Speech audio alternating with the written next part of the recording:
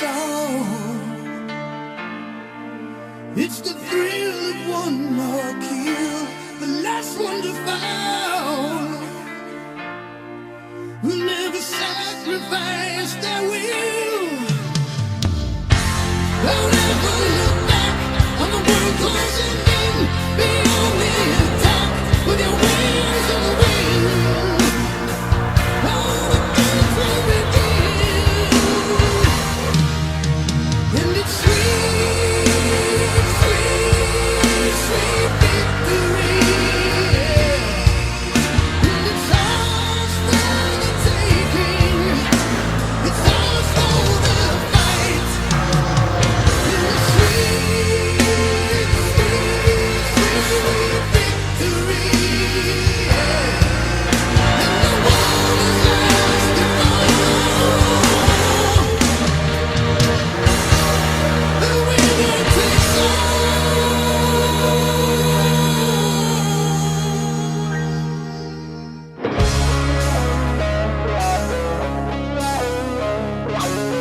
Hello out there, we're on the air, and it's race night tonight in La Belle Province. It's a beautiful evening in Rimouski, Quebec, as we get set for race 6 of the 2024 NR2003 Mission Barbecue Cup Series Chase for the Championship, the Labatt Blue 500. Good evening, ladies and gentlemen, lads of all ages, as we welcome you to the Rimouski Raceway, better known as the Ricky Raceway, via live coverage on the North American Sim Racing Network. And in the NESRN booth this evening, my name is Trey Wright. 5 races remain in the 2024 season, and after last week's Casa Bonita Denver double at the Denver Motorsports Park, things have really been shaken up once again going into the 6th race of the chase here in Canada tonight, our only race outside of the United States this season. And the fight for the championship has gotten tighter entering the race at Ricky. As we take a look at your standings right now, Alex Sanvitale, who had a whale of a lead going into the oval race at Denver last week, now finds himself only 35 points ahead of Dylan Matthews. Both of those drivers having polar opposite days at Denver. Sanvitale was spun around 3 times, had contact on the pit lane, and ran out of fuel at the end of the race. He finished 31st in that 96 car. Coincidentally, Dylan Matthews was 0.2 of a second away from winning the race over Angel Gutierrez, but she still had a second place finish in the South Park 400.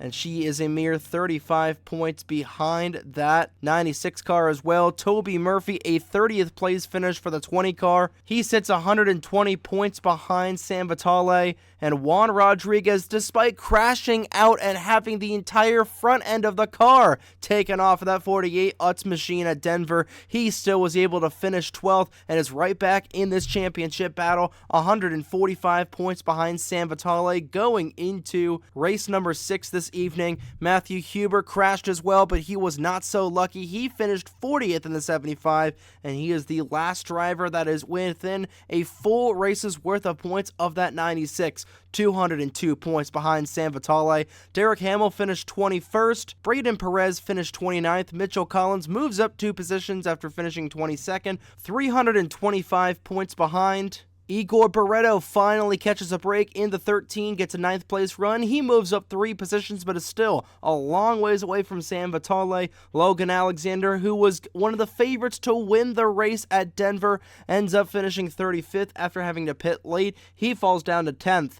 And then Corey Case, a mechanical failure from that 63 car, falls to 11th. And Bradley Ream, 5 straight unfortunate runs for this 36 car, finishing in his numerical equivalent, and he is a whopping 450 points behind Alex Sanvitale. If there was ever a driver in this chase grid that has just been having ignominious finishes, it has been that 36. No finish up inside the top 20 for this 36 car. He is the first driver on the chopping block for potentially already being knocked out of the conversation for the championship going into New Jersey. But Sanvitale, who had this championship all but locked going into the Denver Oval, now sees this one car breathing down his neck. Same thing with Toby Murphy and Juan Rodriguez and even Matthew Hubert. All 5 of those drivers within a single amount of races points of one another. So the razor's edge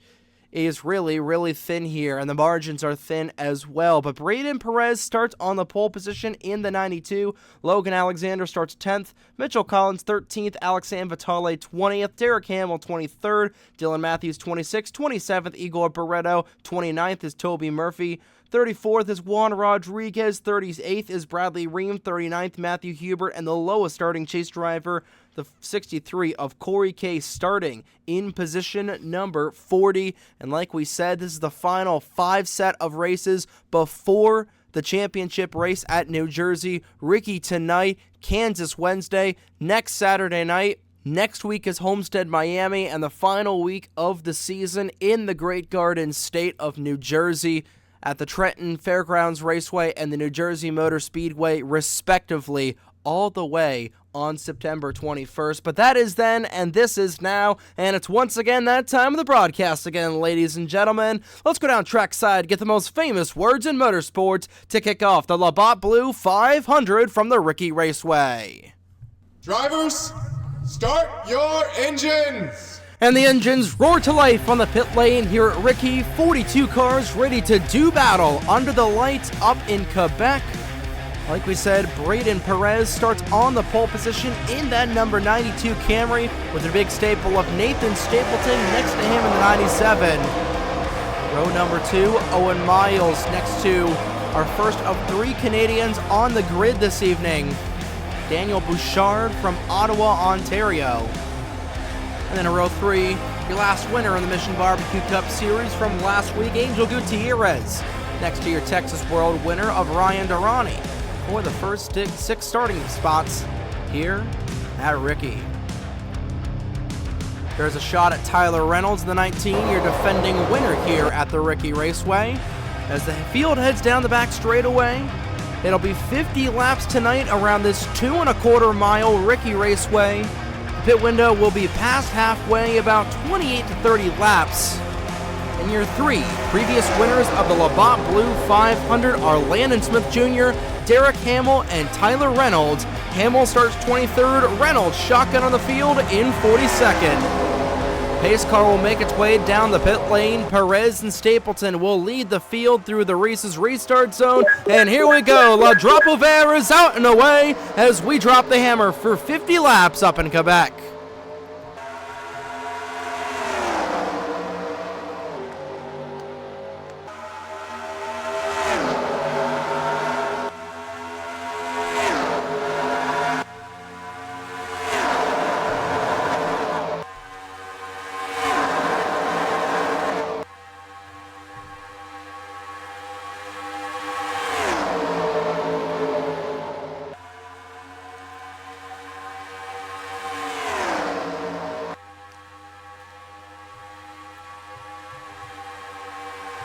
Perez will defend in the outside lane before coming back down inside to lead lap number 1. That's 10 bonus points, well needed for the driver of that 92.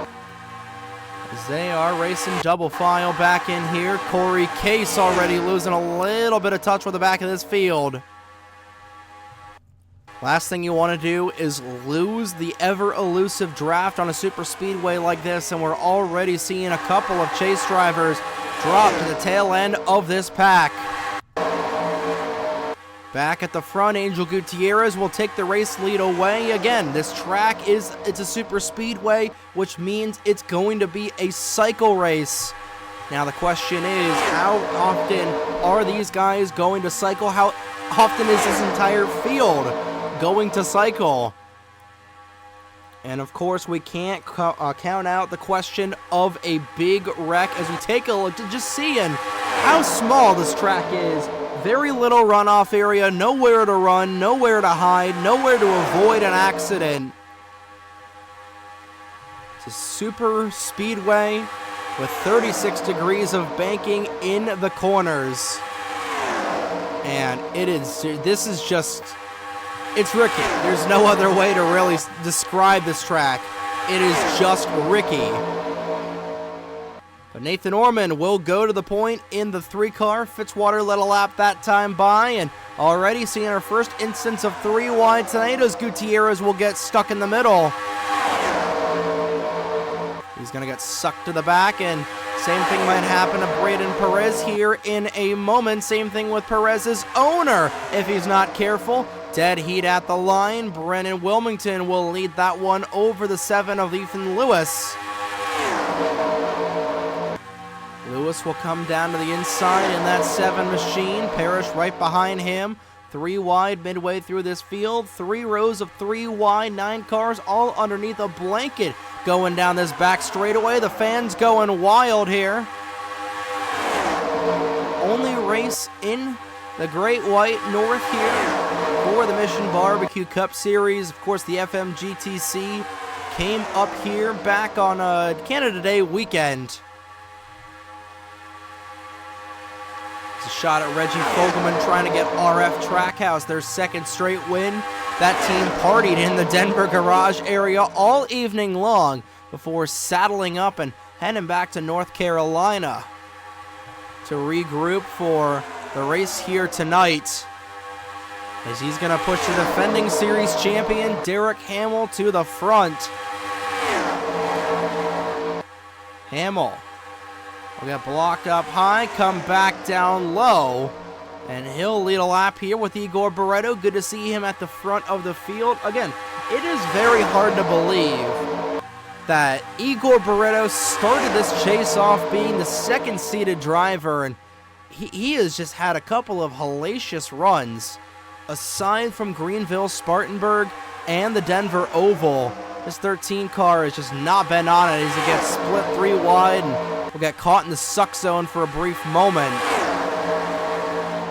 Now Hamill is actually going to be the odd one out for a sec. Now he'll push the 12 car into the middle. We see that a lot here on these super speedways. Cars, the last place you want to be is hung out to dry in that middle line, but on the outside is much worse without any drafting help, and Hamill was lost there for a split second. A little dodgy these cars are racing coming out of the corner.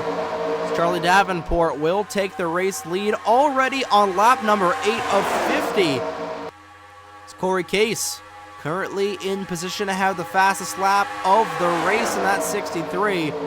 Still, these guys are flying around here. Speedway physics on these super speedways this season. You see him 226 miles an hour for Charlie Davenport, and that's in the lead.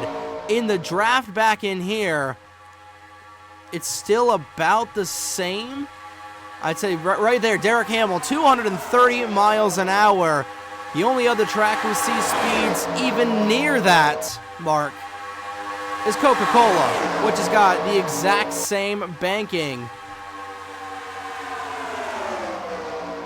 Again, Ricky is basically just a combination of Daytona and Bristol, really. And these guys, the G-forces they experience in the corners, just absolutely insane. Same thing with Coca-Cola, but Coca-Cola is 3 miles long. They were able to fit Coca-Cola into a triable configuration into only 2.25 miles. That's how they do racing here up in Quebec. Bravo to these people here up in Rimouski. And Dylan Matthews will lead her first lap of the evening, and her championship competitor lurking in the shadows in that 96 San Vitale. The Italian Stallion, about the 8th car, we'll call it the 12th car on that inside lane right now. Now he's about the 9th. Actually, now he is the 8th car on that inside line. Again, I can't do math. That's why I'm a sports broadcaster and not a mathematician. Tyler Reynolds fighting his way back to the front of this 19 car. He'll pick up right where he left off in 2022. He'll get a lap led before Roberto Crown Jr. will duck to the inside of him. 11 laps down, 48 to go. 49 to go, rather. 39 to go. Here at Ricky.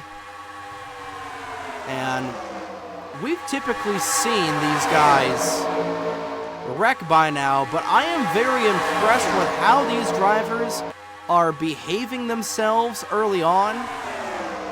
And we're, for the most part, just seeing double file. Obviously, we're going to have the odd, you know, 3 wide action, because that just comes with the type of racing we see here. But it's not 3 wide the entire way. 42 cars, 3 wide for the entire frickin' race. You know, it's good to see some double file racing. Good to see the cycle panning out. And I think a good tell right now is where this 63 car is and how impactful this cycle is going to be. It's up at the front at about lap 12 to 14. So I think this cycle throughout the entire grid is going to be somewhere in the ballpark of about 20-25 laps. Which, if it is that way, then right towards the tail end of this race, liking where a guy like Braden Perez, or excuse me, like 63 of Corey Case is sitting right now. Because in about 15 laps, it's going to cycle back to the front. I'm liking, actually, I think I'm liking where a guy like the guys who started at the front. No, I'm liking where these guys are sitting right now. But again, if this race goes caution free, which I don't think it will personally. Because again, this is a super speedway. We got 3 wide racing. It's the final actual super speedway of the chase, so these guys are going to be mega aggressive. I don't think that this race is going to go caution free. I don't think this stint until the pit window will open is going to go caution free. But if it does, you know, field's going to get split up. It's going to get shuffled here with the differing strategies we'll see. It would be nice to see live pit stops, but I just don't know if we're gonna get to that point. It's been a couple of races since we've seen live pit stops. I think the last race we saw it was Greenville Spartanburg, well, the Denver Roval doesn't count because there were no cautions. On the oval course, I think it was Greenville Spartanburg was the last one. No, I think it was actually Darlington where not even Darlington did we see green flag pit stops. I think it might have been Armory Digital. I guess Armory Digital was the last race where we saw green flag pit stops on an oval. Which, to have that here on a super speedway, hey, see something new every day. But I don't think we'll get that, but it would be nice to have some green flag pit stops here. Hopefully after the halfway mark, which we're getting to in about 7 or so laps.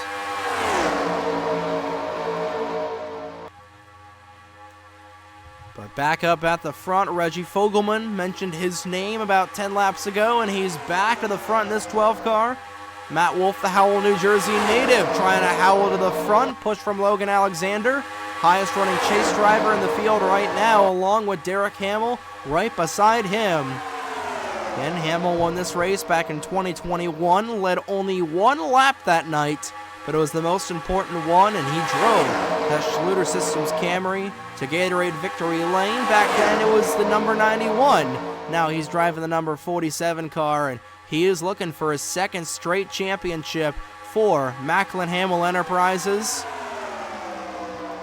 Was able to just barely get in the chase after a little bit of a rough stretch there, and he's had a halfway decent stretch. He's running 6th in the championship points coming into tonight. Matt Wolf will lead. Alexander dives to the inside, not going to get a whole lot of drafting help as Ryan Durrani will abandon Dano Georgi, and he'll go help his former Ford teammate. Alexander back up to the top side. Trying to get Dracoan Racing the 3rd win of the season. But Alexander is going to get trapped up high. Durrani will come up to block dead heat at the line. And getting it by about maybe a quarter panel was that 38 of Durrani over Fitzwater. Ethan Lewis, speaking of Macklin Hamill Enterprises, fastest lap of the race right now, grabbing that away from Corey Case. As we close in on not only the halfway point, but our first round of pit stops. Yeah, we're expecting the window to open somewhere around lap 27 to 28. It's Gutierrez, Fitzwater, and Dylan Matthews. All at the front of this field, 2 chase drivers, in fact 5 chase drivers, all in a line for a split second. Before 4 of them will come back, and your pole sitter tonight will go to the back of this little inconsistent top line. Matthews looking to lead her second lap of the night, if I'm not mistaken. But Bradley Ream with a boatload of steam in that 36 car. He's got all the momentum in the world. Fitzwater trying to block Ream, just looking for any sort of bonus point he can get. But Fitzwater will hold him up high, and Ream will have to try again, probably in about 20 or so laps, as he'll go to the back on the outside lane. Monaco and Ethan Lewis right now caboosing each of their trains, and ahead of them, 2 chase drivers, Mitchell Collins and Toby Murphy. Collins looking for win number 4 of the season. Murphy looking for win number 1 of his young career for the Hamilton, New Jersey native. Got a lot of people from the Garden State in this entry list. And they're going to be off and running. They're going to be excited to come back home for the final week of action in the 2024 season. Yeah, we got our first race in September tonight. In about 2 weeks exactly, will be the season finale at the New Jersey Motor Speedway. Caleb Rose to the inside of Toby Murphy, who's able to get 5 bonus points for leading a lap last time by. No surprise to see the Pacific Racing drivers nose to tail for a brief second. They run 1-2 with Braden Perez somewhere in the back. There he is in that black and green Hulu 92. Brennan Wilmington will leave his team car out to dry as Caleb Rose will go up high. Zachary Fitzwater in the outside lane, a little close for comfort between him and Dylan Matthews. But this time by will be the halfway point through the Labatt Blue 500.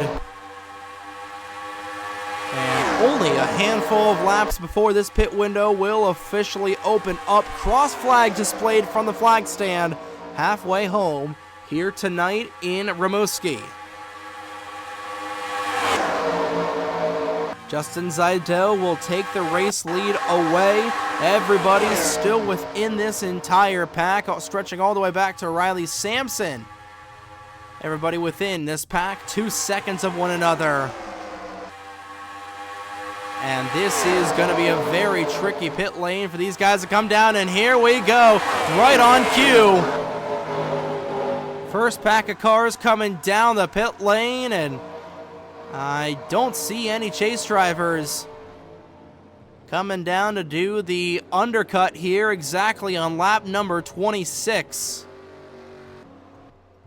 But we'll get, I think, 2 of the Canadians. Only one of the Canadians down the pit lane, but that is going to kick off this pit cycle. Everybody coming off, and 4 tire pit stops for everybody. Here comes wave number 2. This time, it looks like the majority of the field is going to come down here on lap 27. Corey Case, San Vitale, pretty much, I think all but only a handful of chase drivers hitting the pit lane this time by. I am very surprised that these guys made it into the pits, or just made it to the pit cycle without wrecking. This has been a phenomenal race so far. As we focus in on this 96 car of Alex San Vitale, a little contact between a couple of Canadian drivers.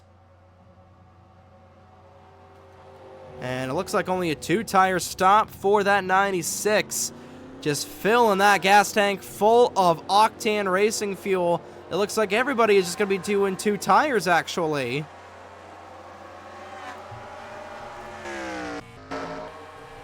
As the rest of the field will come down the pit lane, there is Bradley Ream. He is going to get passed by the rest of this field as the second wave of drivers will come out, and I think this guy right here, these guys up in here, if I can English properly, is Matthew Hubert. Oh, you could hear that 75 car sputtering as he comes down. He was running it empty to get some of those bonus points at the end. But right now, Matthew Hubert was the only car on the lead lap and the only car to stay out. But now, with about 21 laps to go next time by, the $1 million question is, who will the race leader be? I think it's going to be Brennan Wilmington in the 62. We'll see what timing and scoring says. Will Parrish is definitely going to be in the conversation. And at the line, no, well, it's Matthew Hubert for a split second, but he is going to get beat off pit lane with a belt. So it's still Matthew Hubert, but it will be Brennan Wilmington inheriting the race lead if we can finally find him. And doesn't look like Matthew Hubert is going to lose all that track position. He is actually going to gain a lot of spots in that 75. But now the race is on. 20 laps to go. Next time by, Brennan Wilmington leads. And Bradley Ream, nope. 63 of Corey Case looks to be the highest running chase driver up inside this top little 8-car breakaway. Meanwhile, it is chase driver central back in here. Alex Sanvitale, no surprise, back in the front. Trying to push that 13 car ahead of him. But now here comes the witching hour late in the going. With 19 laps to go, this is where things are going to get interesting. Derek Hamill was one of the cars that got held up on the pit lane. Again, we'll go back and see if anybody elected to take 4 tires. You know, I think Bradley Ream may have taken 4 tires there at the end. Of course, if anybody did take 4 tires, whoever had the fastest pit stop for that, will display their graphic at the end of the race. But right now, your chase drivers running 3rd, 9th, 10th, 12th, 13th, wherever the 75 and 13 car are running. And then everybody in this 3rd pack back in here. About in the early 20s for Mitchell Collins and Dylan Matthews, and I think these guys are going to get reorganized by the time this race ends up.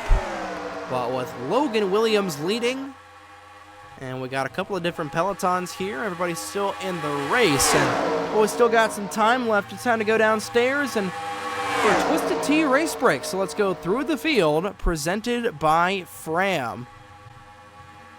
So nope, trying to remember how to do this. It's 11:30 at night when I'm recording this race, by the way.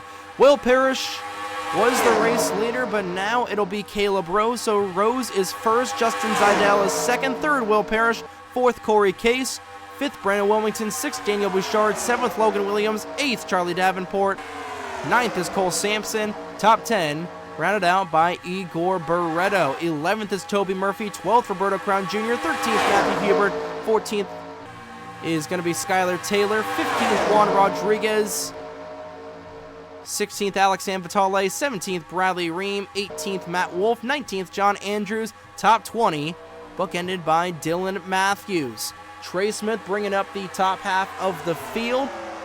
Bottom half of the field led by Tyler Reynolds in the 19 and 22nd, 23rd Nathan Orman, 24th Andrew Gutierrez, 25th Mitchell Collins, 26th Zachary Fitzwater, 27th Nathan Stapleton, 28th Ethan Lewis, 29th Alex Lozano, 30th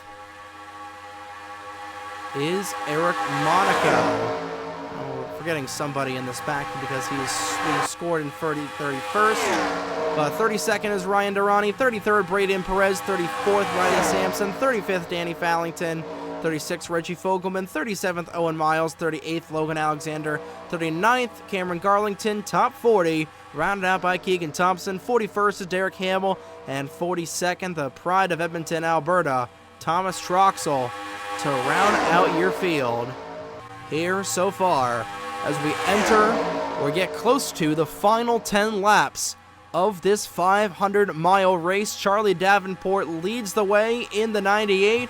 We got one Canadian driver up at the front of this field, Daniel Bouchard, still looking for career win number 1 for the Ottawa native. Logan Williams looking for his second win of the season. Same thing for Will Parrish. Actually, Parrish is looking for win number 3 of 2024. Caleb Rose, Brennan Wilmington, and Justin Seidel looking for their first wins of the season. And like we said, Bouchard looking for his first win ever in that 07. Both Logan Sport guys up at the front of this field. Team orders are going to be interesting as I think we've only got one Chevrolet up in this lead pack. It's the 40 of Will Parrish. We got one Chevrolet, two Fords, 2 Dodges,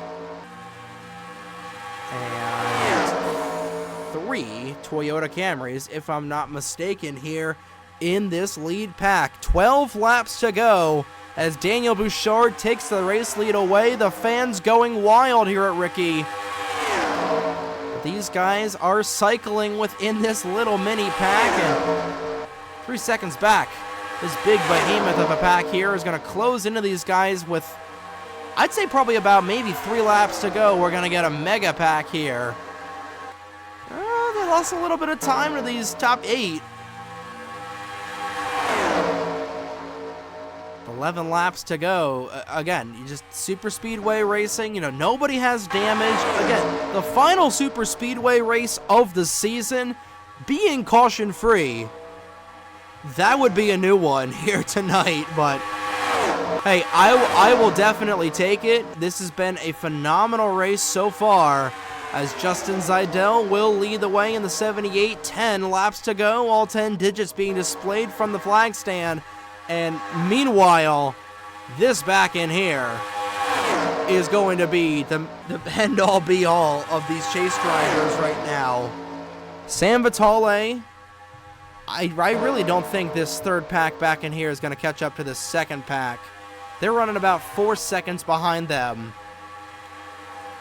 And if Alex Sam Vitale plays his cards right and Dylan Matthews gets shuffled back at the right time, I think Sam Vitale is going to regain his championship lead, his big lead, going into Kansas on Wednesday afternoon on September 11th, the Flow Racing Patriot 400. Great racing at Kansas, but also some Samba racing that afternoon. So on to the lives and the nearly 3,000 people that lost their lives in the attacks of September 11th. Meanwhile, all 8 of these cars within maybe about 50 feet of one another. As Will Parrish will take the race lead away, not for long, as here comes Daniel Bouchard to the inside. And this top pack still has a 3-second advantage over this second pack. Again, we got basically just 3 main pelotons. You got your big pack in here for peloton number 3. You got your chaser pack, which is basically just made up of entirely chase drivers with just a couple odd stragglers here for pack number 2. And then you've just got potpourri back in here for pack number 1. Bouchard will lead under the stripe. 7 laps to go. He's going to tap the outside wall just a little bit. Through the 36 degrees of banking in turns 1 and 2. Bouchard just trying to hold him at bay, but that's the gap between the 2 packs right now. And it seems like it's insurmountable.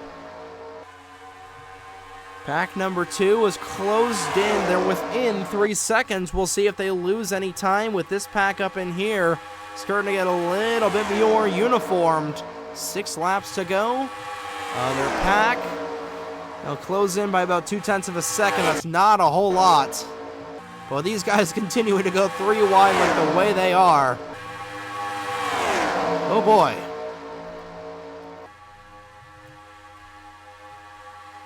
Still back in here, pack number 2, getting a little bit more organized. We flash back up in here. I'm liking where Daniel Bouchard is sitting right now.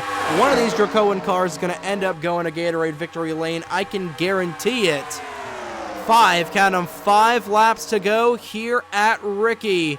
Still anybody's race in this top pack. Meanwhile, the second pack is gaining just a little bit at a time, but it's going to be too little too late. Matthew Hubert will go to the Boondocks in the 75. Still has been a caution-free race at the Ricky Raceway so far. And they are just trying to get to the end here. I think this will probably be the fastest 500-mile race we've ever had here in the MVCS. Showing their cards a little bit early. We're this Dracoan racing duo, and they're going to go for the race lead here with 4 laps to go. I don't know. I think they may have peaked a little too early, but again, the beauty of this small pack is if you peak a little too early, you can get right back at it within a handful of laps, and we're going to see Corey Case do that. I think Case might actually have put himself in the best position to win tonight. 3 wide in front of him, as Will Parrish will get sent to the back of this little 8-car tandem. Aggressive block down low from Daniel Bouchard. 3 to go at the line. He is running the race of his life right now. We saw it with Matthew Hubert, where if the lead 3 cars are able to get a little bit of space and run single file, they could. Block down low, but here comes the 62 and the 98. 3 wide for the race lead. Coming around to get the popsicle sticks from the flag stand. Bouchard will go to the high side, and here comes the 98. 2 laps to go at Ricky. Still anybody's race. And this second pack is not going to catch up to these guys. It is all on at the front. Charlie Davenport looking for win number 1 of the season. Zidell has won on a super speedway before. His first career win came at Talladega in 2022. He'll move to the inside. Caleb Rose trying to decide where he'll go. He'll go to the inside as well. 2 Toyotas bookending a Ford and a Chevrolet on that lower lane. Zidell will go for the race lead. Now it goes up high to block. White flag in the air one more time around the Ricky Raceway. 2 cars blocking, 2 cars tandeming together. Zidell will lead the 8-car field going to turn 1. Justin Zidell just trying to hold on in that 78. He goes high, and here comes Rose down to the inside. Does his TRD teammate go with him? No, the 63. Now the 63 will go to the inside. And Caleb Rose out front coming to the checkered flag. Can the 63 of Case do anything behind him? He is not going to be able to. Checkered flag waving in the Quebec air. It'll go to Harlan, Kentucky's Caleb Rose for his first win of the season. And Pacific Racing finally gets their second win of the season, and it's Caleb Rose in the Tide Ride with a last lap pass to get the job done.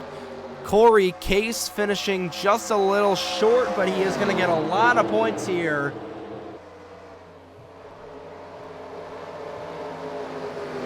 Will Parrish will round out your podium. Juan Rodriguez finishing 9th, Toby Murphy 12th, 18th, Alex Sanvitale, only 2 points ahead of the 1 car. Murphy in 12th, Sanvitale in 18th. That's not going to be enough for Murphy to get around that 96. I think Sanvitale is actually going to increase his lead a little bit going into Kansas, just a tad. But it'll bring Toby Murphy and Juan Rodriguez back into this championship battle. But Caleb Rose, if we can find him, I think he's already off the racetrack. what a fight, as we'll just focus in on his teammate. What a fight for Caleb Rose as we take a look at your official standings by 600th of a second. Caleb Rose beats out Corey Case to win his first race of the season. Case, the highest finishing chase driver. Take a look at the rest of your field. Everybody on the lead lap, everybody was on the track.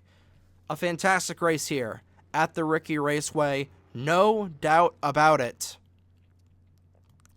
But taking a look at where your chase drivers finished, Corey Case in second, Juan Rodriguez 19th, Toby Murphy 12th, Igor Barreto top 15 run for him, Matthew Hubert 16th, 17th, Bradley Ream 18th with his Alex San Vitale.